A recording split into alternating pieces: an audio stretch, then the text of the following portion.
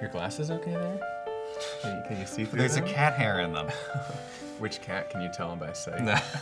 No. Anytime I can get the cats into the show, we'll have to have them on Play Fight sometime. Hey, I'm John Tatey, editor-in-chief of the AV Club. I'm joined, as always, by Gus Spellman, video producer extraordinaire, and we are here to talk about Book of the Stranger, Season 6, Episode 4 of Game of Thrones.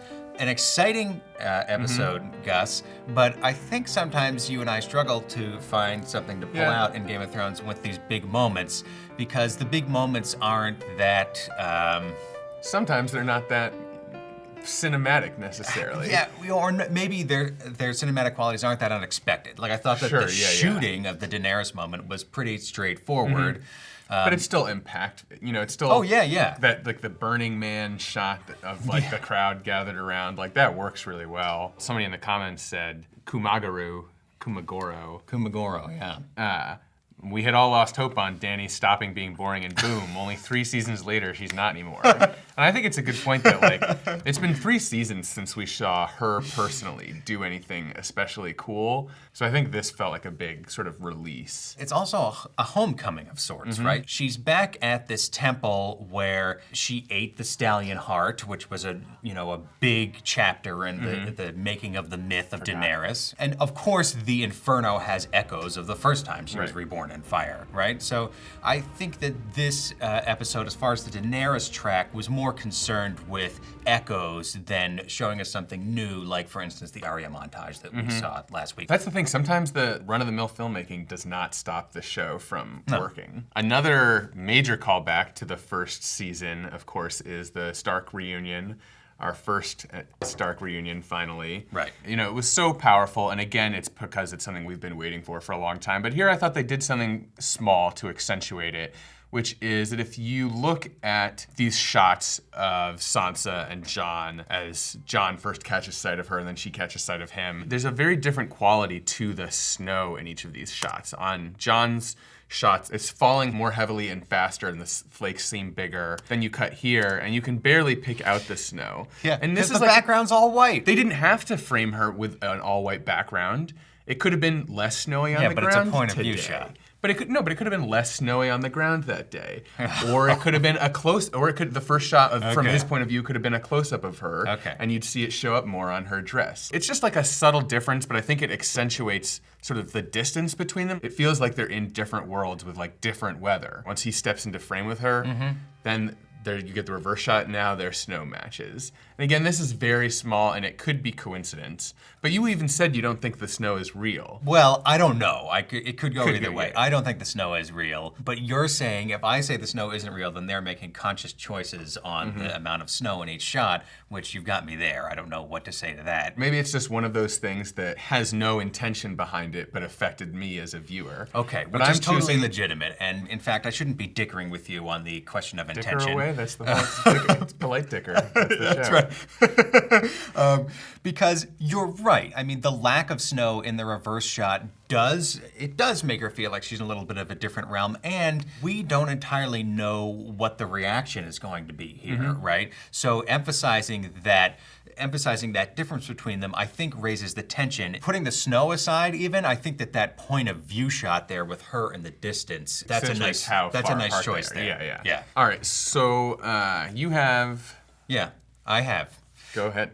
I think it was last week when we talked about the staging of Varys' scene in the throne room at Meereen, right? This week we have a very different staging when Tyrion does use the stairs. In fact, he does arrogate himself to Daenerys' position, and I think that this speaks to the different ways that Tyrion and Varys use power. Varys always wants to relate, and get in someone's mind on their level, and Tyrion likes to work the levers of power. And yes, we start this scene with him at the top of the stairs, but what I almost find more potent, Gus, is this later staging when he comes down, but doesn't come all the way down the stairs. I think that's a very conscious choice by Tyrion, I even want to say. Obviously, it's a conscious choice by the directors, but I I think that the show is telling us, like, this is the calculation that Tyrion goes through. Right. He's really thinking about where he positions himself in relation to the people he's negotiating with, right? Yeah, and I think this is part of the same psychology that they're communicating here. Even though Tyrion is now kind of on eye level with these guys,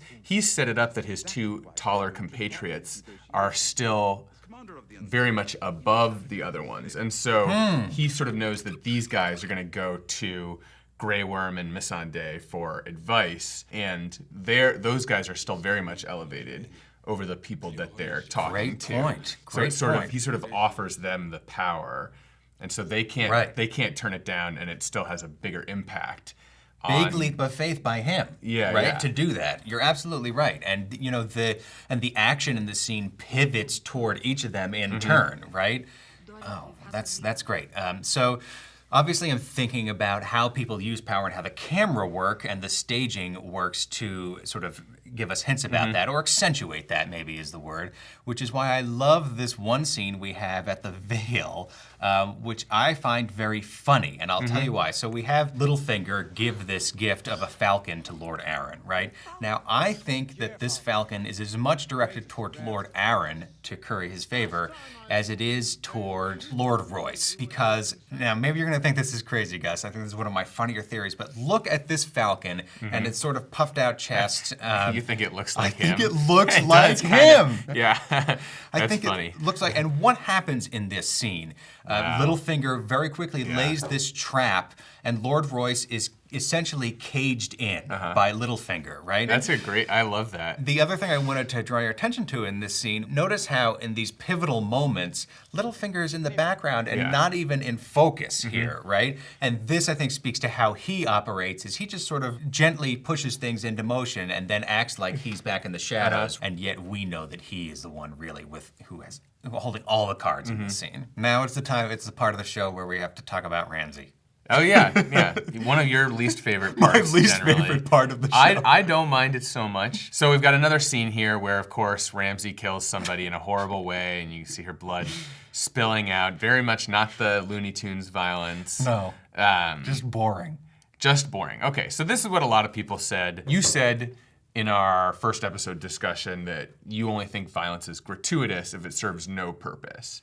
And I think that there's actually I did say that. He's got me there. I think there's a pretty strong purpose here. And I think especially this look that he gives at the end helps inform the letter reading that we get in the next scene. And it almost feels like... It's classic Ramsay. It's same old Ramsay. Yeah, but I think that they really wanted to connect with this next scene because they have him skinning the apple, and then they go straight to his banner, the flayed which is a banner, skinned man. Having that image in my head of him smiling like that, having that be the face that I'm thinking about while reading the letter makes the letter so much more powerful than it would have been if you didn't have this scene at all and they just get this letter. I think the letter would have been boring the same way that most people found this scene boring. I think the letter would have been like, oh, big deal. Yeah, guess what? I know Ramsay's an asshole, and he would send like a really vile letter. Do we really need to have him read the whole thing?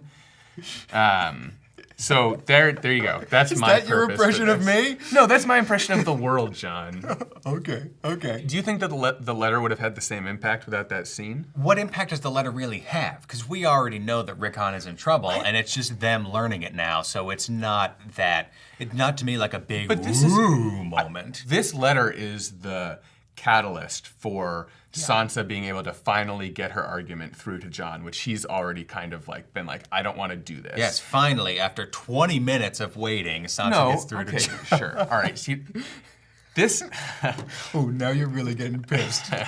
He gives a very, very impassioned defense of himself for not wanting to do this.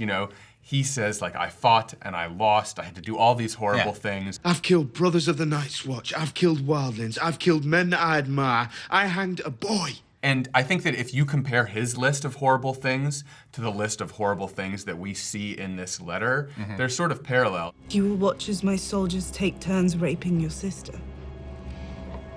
You will watch as my dogs devour your wild little brother. Then I will spoon your eyes from their sockets and let my dogs do the rest. You can tell that the impact is, I've had to go through this bad stuff, but there's a much greater evil out there that needs to be stopped. If we had just heard the list read off, I just don't think it would have been as powerful. I think this adds something to it, even subconsciously. Just that image of him smiling, eating that apple, I think helps. Still don't buy that, but well argued, because you're drawing my attention to the sort of matching rhythms of Jon Snow's litany and then Ramsay's vile litany. Okay, that I can get on board with. That definitely has an effect. So I'll give you half credit in convincing me. Okay, thank you. Yeah. So here's what I believe to be the most unusual shot in the episode for Game of Thrones, in the context of Game of Thrones. And we have this long push in for it, which is not something Game of Thrones does very often. Usually it cuts more frequently than this, and this camera motion is unusual. And what I think it does is, so much of the High Sparrow's dialogue is smug and has an ulterior motive to it. To me, what this slow, intimate push in, intimate being the key word there, does for us is, I think it tells us, hey, this is true and this is actually heartfelt. He's manipulating Marjorie here, but he's also saying something that's true to himself. Do you buy that? You know, I'm on the fence about this. I'm not actually 100% convinced about its authenticity. I don't think I could say either way, but I think what it does is it gives you the opportunity to question his authenticity very, very carefully. And for me, the interesting thing is that he goes back to Marjorie at the moment when he says it was part of a story. It's all part of a story. And that's not necessarily proof that the story isn't true, but it made me question a little bit, why have him turn back at that moment? To me, I think they want you to remember this scene. And I wonder if it's because they're gonna give us some kind of reversal on it later. But you're just waiting for another shoe to drop, whereas I'm saying that this has meaning right here, self-contained in this scene and in this episode. I think it does, but I think that the meaning, well, I don't know. I mean, Game of Thrones isn't the kind of show that often is like, oh, reevaluate what you saw before, you know? So maybe you're right. Maybe it is self-contained. Sometimes it is. Is it? What's an example of that? Yeah, you're right. I think you reevaluate characters, but maybe not events so much. You just get new information that sort of broadens the context. Yeah, that's a good point, actually. That does it, right? I think that does it. The people in last week's comments who said I failed to look at the camera last week after I said we should look at the camera. Did you fail? You're right, yes. I did fail, and I probably failed again this week. We get so wrapped up in the footage. I have trouble with this. I'm usually pretty good when I do these videos at looking in the camera, but I get so wrapped up in the footage, and that's really what this show is about. Like, if you love something, look closer at it and see what comes out of it. And I just can't, I can't resist that process of looking and pulling out meaning from it. So yes, I think we both need to be better at paying attention to our viewers. We'll do our best. Thank you for watching. We'll try to watch you back next time. For Gus Spellman, I'm John Tatey. So long for now. Bye, guys.